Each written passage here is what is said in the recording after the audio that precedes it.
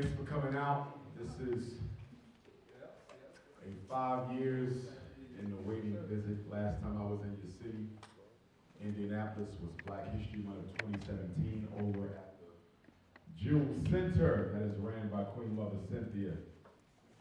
Very good sister. Her husband is actually the pastor of this church.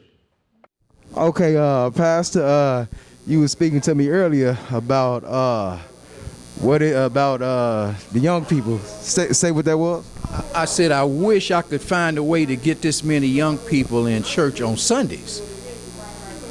That was my point, and I loved it that these young folks came out to be enlightened and educated.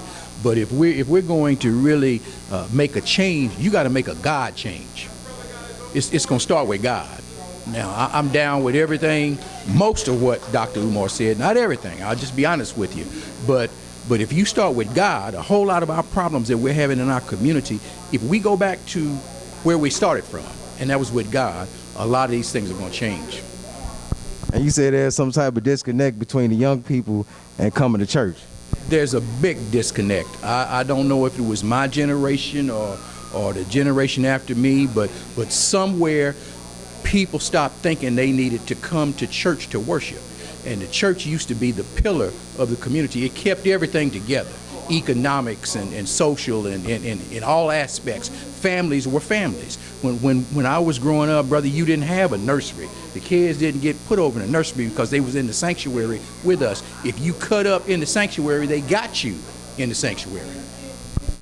I want to start by talking to our parents and everybody else in here because we should all care about our children. In African culture, children don't belong to their parents, they belong to the village. So all adults are mothers and fathers. Even if you have no biological children, you still have your cultural children, the children of the village. So we focus on teaching children how to grow food. I noticed one day that for some strange reason that children weren't being shown how to grow food like we once were. It seemed to be at some point in time it was like generational where grandma teach their kid how to grow and that kid would teach their kid how to grow, but somewhere down the line it was like a link that was broken and we stopped teaching our children how to grow. And I created the nonprofit organization basically to rebuild that link so we'll start teaching children how to grow. That's certainly something we need in today's society. I seen you, we here at the Dr. Umar Johnson lecture. What's one thing you got out of the lecture today, brother? I've been into what we call consciousness for, I'm gonna say like 12 years now. So this was like just a fuel me up type thing. The same stuff he talked about, I kind of already knew it. It was just like a amp me up, fire, keep me dedicated and motivated to remind me why I'm on this path that I'm on, if anything. When you raise, there's discipline. When you raise, there's consequences. When you raise, there's examples of how to act. When you raise, there's expectations for conduct. But when you love them, there's none of the above. And it's ironic that so many black women complain, understandably so, about the poor availability of heterosexual black males to help you build families with. And you are correct. But what many black women overlook is you are part of the reason why we don't have these responsible, able-bodied, heterosexual black males to help you build families with, because some of you are not raising any. The point I'm making is there's a lot of black women, I know some of them, who are turning their sons into the exact same thing that she herself would never want to marry. Anytime Brother Umar comes to visit Indianapolis, he's always giving us lessons that we need to learn and information. Information is very important. He doesn't leave anything out there that that's left to be questioned. He answers a lot of questions. He's very in depth. Very informative. So I had a Latino sister call me up. She said, Dr. Umar, my son is about to graduate high school, and I just found out he can't read. So first I had to scold her because I said, I'm not putting this on Lower Merion School District. I'm not putting this on Lower Merion High School. I'm putting this on you. It's no way, no reason, no acceptable excuse you can give me why your 17-year-old son who's been in special ed since kindergarten. And we're going to come back to that in a minute.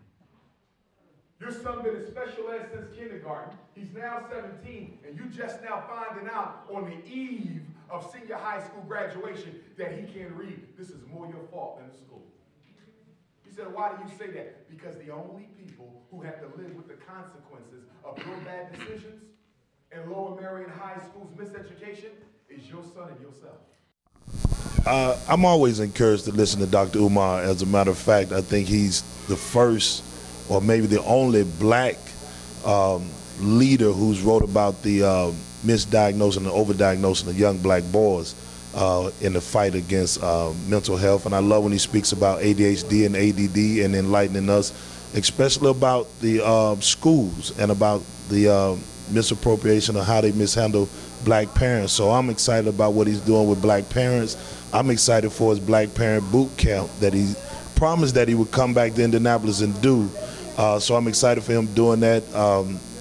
So I'm a big fan, huge fan of Dr. Umar, even when he had the tie on back in the day. What's wrong with the tie? What's wrong with the tie?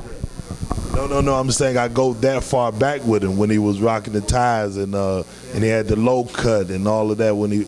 I've been a big fan of Dr. Umar Johnson. So, of course, anytime he's speaking, especially if he's speaking here in Indianapolis, I want to be there. I was here when he was at the Jewel Center and appreciate the pastor for letting him come here. So anytime he's speaking, I want to be there. I want to learn. I want to listen. And I'm just encouraged by him. And again, I'm congratulatory toward him for the school because many people laughed at him about it. Many people tried to make mockery and, he's spending money on all these things, but he's held his head and he's kept plowing. So now he's 8 to 12 years later, now he's getting it done. So, greetings, everybody. Thank you all for tuning in to the BZNZ Internet Talk Radio Show YouTube page. We appreciate your generosity and your support. If you are new to the page, please do us a real quick favor. That is, hit the subscribe button and hit the notification bell to let you know when we are live. Also, everyone else that's listening, please hit the like button. Please hit the share button. We greatly appreciate your generosity and your support. Peace.